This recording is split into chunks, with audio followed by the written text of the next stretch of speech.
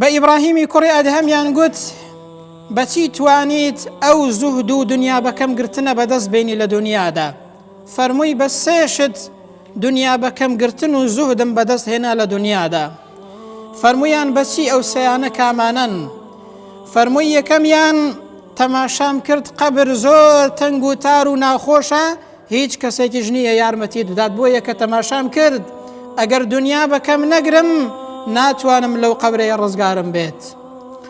دووهەمیان فەرمووی تەماشام کرد و بینیم ڕێگایەکەم زۆر دوورە، زاد و زەخیرەشم زۆر کەمە، ئەگەر دنیا بەکەم نەگرم ناتوانم زاد و زەخیرە بەدەست بێنم.